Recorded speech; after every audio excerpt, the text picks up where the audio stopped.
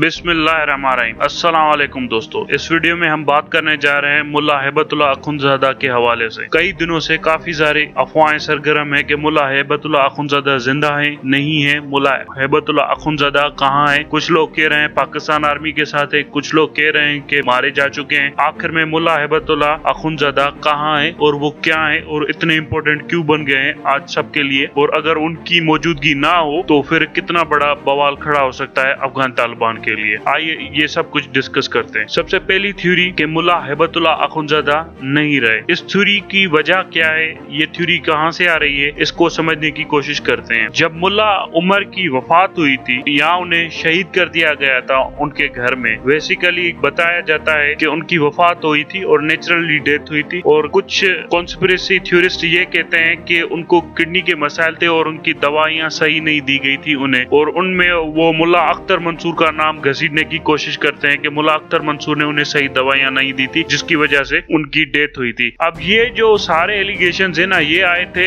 एक तालिबान का मेंबर था जो तालिबान को छोड़ चुका था और वो ज्वाइन कर चुका था एनडीएस वालों के। सो इस बात को ज्यादा ऑथेंटिकेट नहीं किया जा सकता क्योंकि ये एक प्रोपेगेंडा भी हो सकता है। इसी तरह से जब मुल्ला अख्तर मंसूर आए और मुल्ला अख्तर मंसूर ने तालिबान की कमान संभाली, और मुल्ला अख्तर मंसूर के ऊपर काफी ज्यादा तालिबान के अंदर बहस भी होती रहती थी कि क्या मुल्ला अख्तर मंसूर काबिल हैं इस पोस्ट के लिए है या नहीं है, और इसमें तालिबान के अंदर थोड़ी सी रिफ्ट भी आ गई थी। हाउएवर हक्कानी नेटवर्क और मुल्ला हैबतुल्लाह अखुंज़ादा ने इन सबको इकट्ठा ही रखा और तालिबान की शूरा एक साथ रही, जिसके बाद मुल्ला अख्तर मंसूर खुलकर घूमते फिरते रहते थे और काफी ज्यादा एक्टिव थे। उसकी वजह से उन्हें एनडीएस ने अमेरिका के थ्रू ड्रोन स्ट्राइक में मरवा दिया। जब मुल्ला अख्तर मंसूर मारे गए, उसके बाद मुल्ला हैबतुल्लाह अखुंज़ादा आकर उनकी जगह पर बैठे। जब मुल्ला हैबतुल्लाह अखुंज़ादा आकर बैठे तो वो अफगान तालिबान के अमीर बन गए थे। अमीर बनने के बाद मसला ये हो गया कि वो एनडीएस की बड़ी हिट लिस्ट पर आ गए थे। उन पर 2 बार सुसाइड हमले करने की कोशिश की गई। एक बार उनको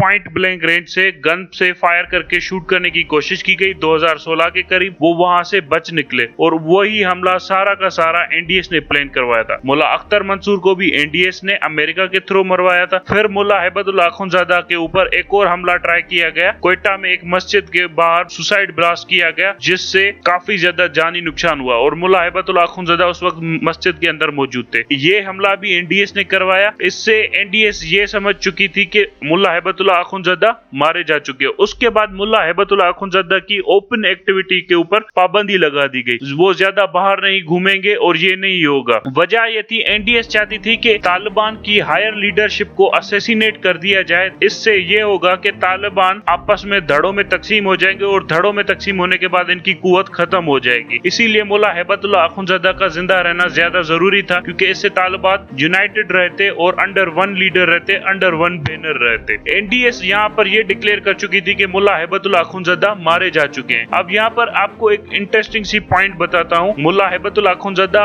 और मुल्ला उमर के बारे में। मुल्ला उमर की जो डेथ न्यूज थी वो भी अशरफ गनी ने लीक की थी। जब अफगान तालिबान इस्लामाबाद में मीटिंग करने आए थे पाकिस्तानी अथॉरिटीज के साथ मरी में वो मीटिंग कंडक्ट हो रही थी, तो अचानक से ही एक न्यूज फ्लैश करने लगती है कि मुल्ला उमर मारे जा चुके हैं या मुल्ला उमर वफात पा चुके हैं। उस न्यूज के बाद वो सारी मीटिंग इधर तितर बितर हो जाती है। ये सारी न्यूज़ेस क्यों आती थी, अचानक से ही न्यूज़ेस ये पब्लिश की जाती थी? इसकी साफ वजह ये थी कि अशरफ गनी हुकूमत किसी भी तरह से तालिबान को लेजिटिमेसी नहीं दिलवाना चाहती थी, और इसीलिए तालिबान को वन वे और दी अदर अंडरमाइन करने के लिए ये सारे इंटेलिजेंस सीक्रेट अपने पास रखती थी और वक्त पर रिलीज कर देती थी। इससे ये समझ में नहीं आता कि अशरफ गनी की हुकूमत को कैसे पता चला कि मुल्ला उमर 2011 में ही वफात पा चुके हैं। एनडीएस कैसे पहुंची? इससे ये पता चलता है कि अफगान तालिबान के अंदर भी कुछ ऐसे धड़े थे जो अशरफ गनी हुकूमत के साथ कांटेक्ट में थे। इसी वजह से मुल्ला अख्तर मंसूर की डेथ के बारे में भी समझ में नहीं आता कि उसकी पिन पॉइंट लोकेशन किसने बताई। इसी तरह मुल्ला हैबतुल्लाह अखुंज़ादा के बारे में भी समझ में नहीं आता। उनकी 2 बार रेकी होती है और 2 बार उन पर प्रिसाइज अटैक किए जाते हैं, वो भी एनडीएस के थ्रू। सो उसके बाद कुछ इंटेलिजेंस रिपोर्ट्स ये कहते हैं, ये बेसिकली इंडियन रिपोर्ट्स हैं, कि पाकिस्तान आर्मी ने मुल्ला हैबतुल्लाह अखुंज़ादा को अमेरिका के कहने पर अपने अंडर में ले लिया और सिक्योर लोकेशंस पर रख दिया। उसके बाद उनकी एक्टिविटी पर पाबंदी लगा दी ताकि उनकी लोकेशन को ट्रेस न किया जाए। जब भी मुल्ला हैबतुल्लाह अखुंज़ादा मैसेज कम्युनिकेट करते तमाम तालिबान को, वो कम्युनिकेट करते एक ऑडियो मैसेज के थ्रू। ये मुल्ला उमर भी ऑडियो मैसेज के थ्रू ही एक मैसेज कम्युनिकेट करते या लेटर पैड के थ्रू कम्युनिकेट करते। इससे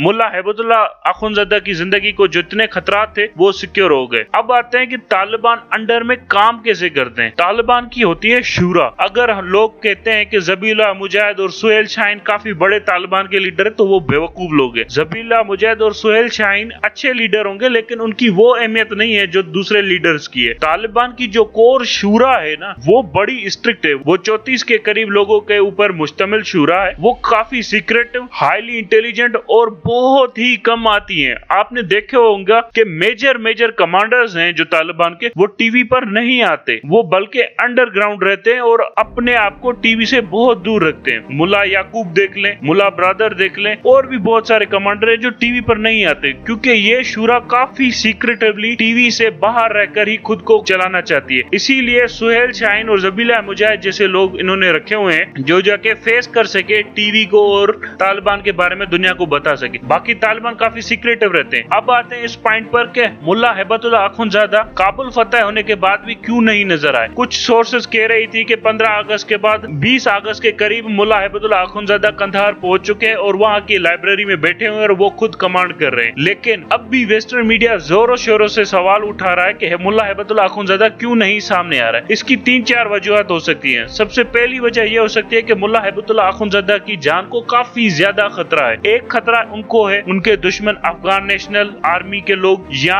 टीटीपी से या आईएसकेपी से या अमेरिका से। एक और खतरा भी हो सकता है उन्हें, वो हो सकता है अफगान तालिबान के अंदरूनी लोग उन्हें असैसिनेट करने की कोशिश करें लीडरशिप की स्ट्रगल में। ये इसीलिए पॉसिबल है और इसको इसीलिए अपने जहन में रखा गया है क्योंकि मुल्ला उमर के बारे में भी बताया जाता है कि उनकी भी काफी इंटेलिजेंस रेकी की गई थी, हाउएवर वो बच गए थे। सो इसीलिए अफगान तालिबान कोशिश करें कि मुल्ला हैबतुल्लाह अखुंज़ादा को बाहर ना निकाला जाए और उनकी लोकेशन को काफी सीक्रेट रखा जाए ताकि जब तक अफगान तालिबान का हुकूमत पर कंट्रोल मजबूत हो जाए उसके बाद उन्हें बाहर लाया जाए। अब इस पे एक और थ्योरी आती है। वो थ्योरी ये है कि मुल्ला उमर की डेथ की रिपोर्ट 2 साल बाद बताई गई थी जिस पर तालिबान के अंदर काफी ज्यादा इख्तलाफात भी हो गए थे एक दूसरे के साथ कि आपने 2 साल के बाद हमें क्यों बताया था। इसी तरह से ये कहने की कोशिश कर रहे हैं कि 2019 में मुल्ला हैबतुल्लाह अखुंज़ादा की डेथ हो गई है और इसको किसी प्रॉपर वक्त पर आकर बताया जाएगा। अब मुल्ला हैबतुल्लाह की अगर हम तस्वर कर ले डेथ हो गई है और प्रॉपर वक्त पर आकर बताया जाएगा तो इसके क्या नतीजे होंगे अगर अभी इसी वक्त ये न्यूज पब्लिश कर दी जाए। इसका सबसे खतरनाक नतीजा ये निकलेगा कि तालिबान के अंदर बहुत सारे धड़े हो जाएंगे क्योंकि उनके सेंट्रल लीडरशिप होगी ही नहीं। सेंट्रल लीडरशिप जो उनके अंदर तजादात हैं उन्हें रिजोल्व कर सके और उसके बाद ये होगा कि ये धड़ा कहेगा कि मेरे तरफ से अमीरुल मोमिनीन आए, दूसरा धड़ा कहेगा कि मेरे तरफ से आए। सो इस तरह की कॉन्फ्लिक्ट हो सकती है जिसमें इस वक्त तालिबान का कंट्रोल भी अफगानिस्तान पर मजबूत नहीं हुआ। अगर मुल्ला हैबतुल्लाह जिंदा हैं तो वो तालिबान के कंट्रोल मजबूत होने के बाद खुद ब खुद सामने आ जाएंगे। अगर वो जिंदा नहीं है और शहीद हो चुके हैं 2019 के वाकये में तो तालिबान अच्छा वक्त देकर उनकी कोर अच्छा वक्त देकर उनके बारे में अनाउंस कर देगी जब तालिबान का कंट्रोल बड़ा ही मजबूत हो जाएगा अफगानिस्तान के ऊपर। इस पर जो बिंगले और बगले मचा रहा है ना वो मचा रहा है अशरफ गनी क्योंकि अशरफ गनी को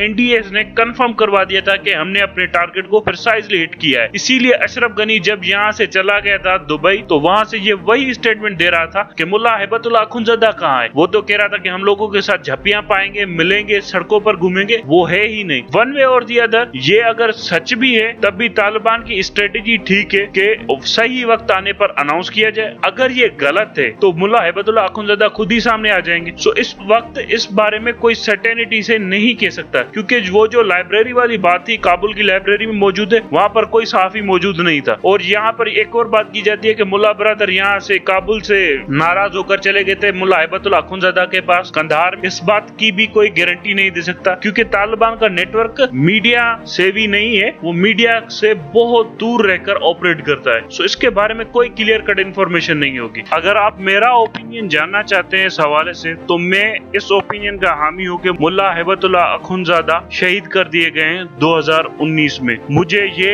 व्यू ज्यादा मजबूत लग रहा है क्योंकि उनकी शहादत के हवाले से जो वो ब्लास्ट हुआ था कोयटा का वो काफी डेडली ब्लास्ट था और काफी ज्यादा लोगों को नुकसान हुआ था और उनके मुल्ला हैबतुल्लाह अखुंज़ादा के रिलेटिव्स ने भी ये कंफर्म कर दिया था कि इनकी शहादत हो चुकी है। मेरा व्यू यही है। अब तालिबान जाने, उनका काम जाने और उनकी हुकूमत जाने, अगर वो समझते हैं सही वक्त आने पर वो खुद ब बता दें तो वो बेहतर जानते हैं। ठीक है, थैंक यू वेरी मच।